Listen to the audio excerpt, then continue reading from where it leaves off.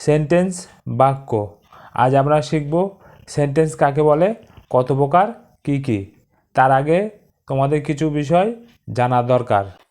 কতকগুলি লেটার একসাথে যুক্ত হয়ে ওয়ার্ড তৈরি হয়, আর ওয়ার্ড কতকগুলো একসাথে যুক্ত হয়ে সেন্টেন্স তৈরি হয়, আর সেন্টেন্সগুলো একসাথে মিলিত হয়ে বা যুক্ত হয়ে প্যারাগ্রাফ তৈরি হয়। তাহলে সেন্টেন্স কাকে বলবো?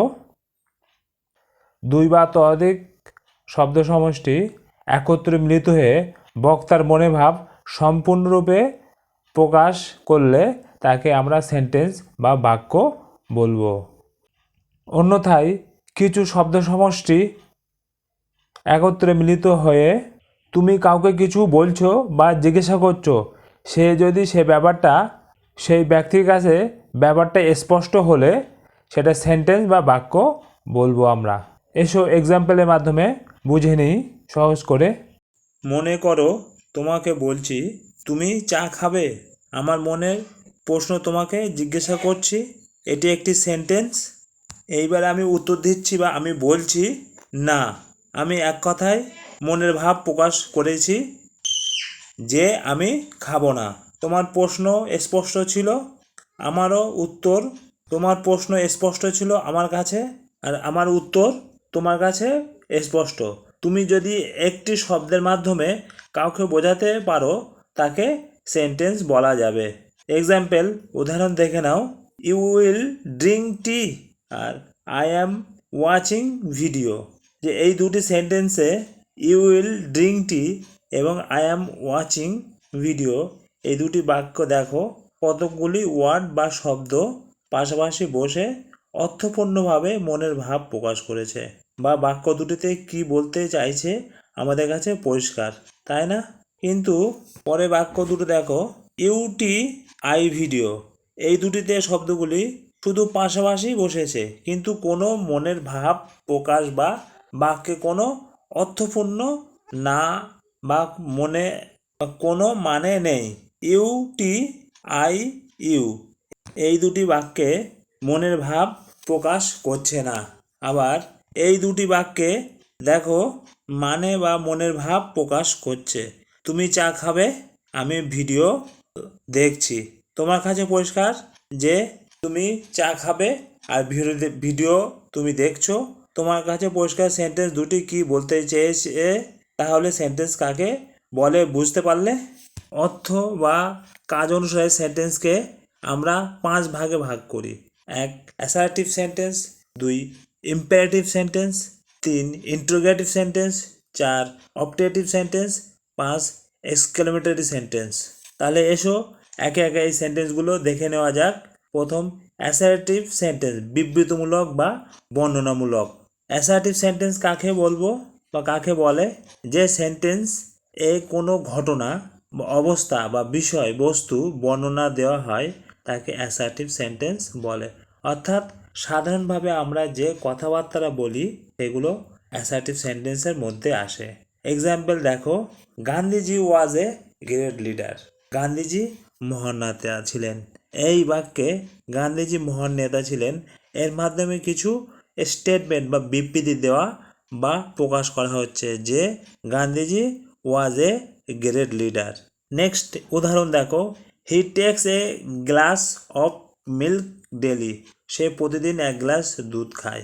দ্বিতীয় বাক্যে ঠিক একই রকম বিবৃতি দেওয়া হয়েছে যে সে প্রতিদিন 1 গ্লাস করে দুধ খায়। তাহলে বুঝতে পারলে অ্যাসার্টিভ সেন্টেন্স কীরকম সেন্টেন্স হয়, যে বিবৃতিমূলক সেন্টেন্স।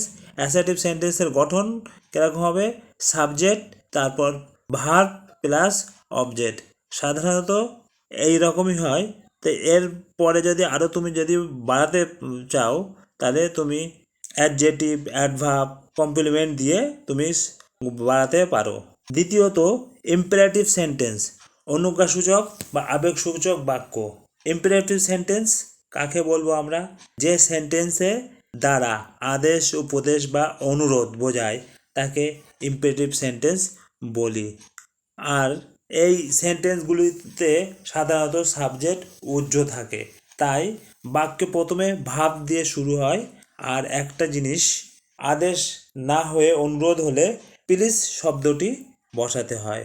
এক্সাম্পল, উদাহরণ দেখো, ক্লোজ দ্য ডোর, অর্ডার, আদেশ করা হচ্ছে দরজা বন্ধ করো বা বন্ধ করুন। এই বাক্যে তোমাকে অর্ডার বা আদেশ দিচ্ছে যে দরজাটা বন্ধ করুন। নেক্সট উদাহরণ দেখো, ক্লিন ইয়োর রুম, এখানেও ঠিক একই রকমভাবে তোমাকে আদেশ বা অর্ডার করা হচ্ছে যে রুমটি পরিষ্কার করার কথা বলা হচ্ছে তোমাকে। পরের এক্সাম্পল দেখো, রিকোয়েস্ট বা অনুরোধ, প্লিজ পাস দ্য সল্ট, দয়া করে লবণটি দিন। এই বাক্যে দেখো কাউকে অনুরোধ করা হচ্ছে যে লবণ যে কৌটোটি দেওয়ার জন্য, তাই না? তাহলে এটি ইম্পারেটিভ সেন্টেন্স। নেক্সট এক্সাম্পল দেখো, প্লিজ শাট দ্য উইন্ডো, অনুগ্রহ করে জানলা বন্ধ করুন। এটা ঠিক একই রকম, তাই না? যে কাউকে অনুরোধ করা হচ্ছে দয়া করে জানলাটা বন্ধ করতে। পরের উদাহরণ দেখো, advice, do not play with fire, আগুন নিয়ে খেলা করো না। এই সেন্টেন্সে তোমাকে বা কাউকে উপদেশ দিচ্ছে আগুন নিয়ে কোনো রকম খেলা করতে বারণ করা হচ্ছে বা উপদেশ দেওয়া হচ্ছে। পরের উদাহরণ দেখো, ওয়ার্ক হার্ড টু সাকসিড, সফল হতে কঠোর পরিশ্রম করো। এই বাক্যটি ঠিক একই রকমই, যে সফল হতে হলে তোমাকে অবশ্যই কঠোর পরিশ্রম করতে হবে। তার মানে এটা তোমাকে একটা উপদেশ দেওয়া হচ্ছে।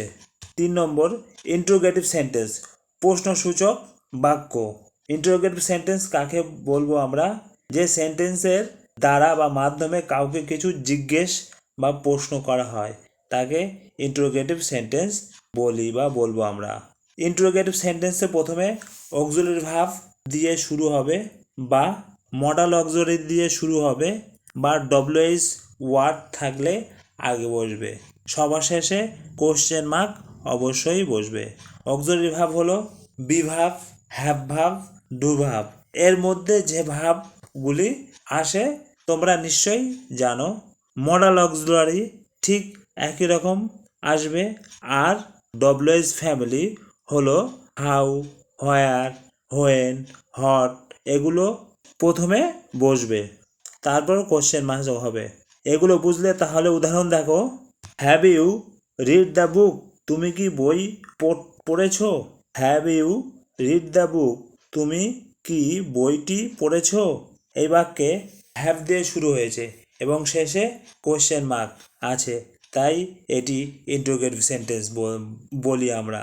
দ্বিতীয় উদাহরণ দেখো, শুড উই হ্যাভ নাও, আমরা কি এখন চলে যাওয়া উচিত? আমাদের কি এখন চলে যাওয়া উচিত?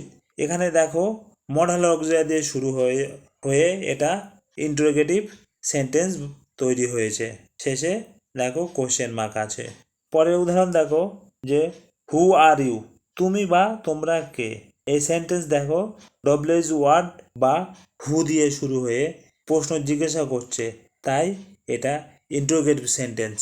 4 নম্বর, অপটেটিভ সেন্টেন্স, ইচ্ছা বা আশীর্বাদ সূচক বাক্য। অপটেটিভ সেন্টেন্স কাকে বলবো বা বলে? যে সেন্টেন্সের দ্বারা মনের ইচ্ছা বা প্রার্থনা প্রকাশ করা হয় তাকে অপটেটিভ সেন্টেন্স বলে। অপটেটিভ সেন্টেন্সে সর্বদা মে দিয়ে শুরু হবে, কিন্তু কিছু ক্ষেত্রে এর ব্যতিক্রম আছে। এসো এক্সাম্পলের মাধ্যমে আমরা সহজ করে বুঝে নিই।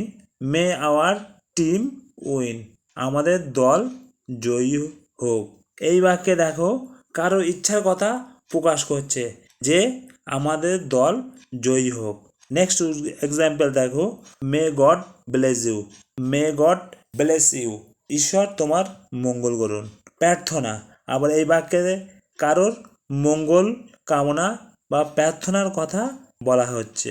3 নম্বর এক্সাম্পল দেখো, long live the prime minister, এই বাক্যে টি ব্যতিক্রম, এখানে মে দিয়ে শুরু হয়নি, কিন্তু কাউকে দীর্ঘজীবী হন আমরা প্রার্থনা করছি যে তিনি দীর্ঘজীবী হওয়ার কথা। 5 নম্বর, এক্সক্লেমেটরি সেন্টেন্স, আবেগসূচক বাক্য বা বিস্ময় সূচক। এক্সক্লেমেটরি সেন্টেন্স কাকে বলে?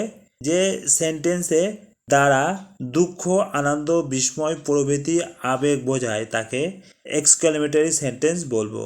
শব্দগুলি কি কি?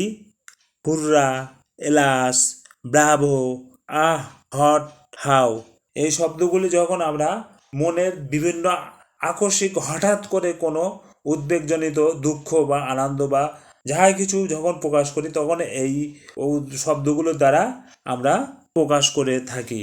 উদাহরণের মাধ্যমে সহজ করে দেখে নাও। Hurrah, today is our holiday, কি মজা, আজ আমাদের ছুটি। এই সেন্টেন্সে এর মাধ্যমে মনে আনন্দ প্রকাশ পাচ্ছে, তাই এই যে এক্সক্লেমেটরি সেন্টেন্স বলবো আমরা। পরের উদাহরণ দেখো, হট এ বিউটিফুল সিন, কি সুন্দর দৃশ্য।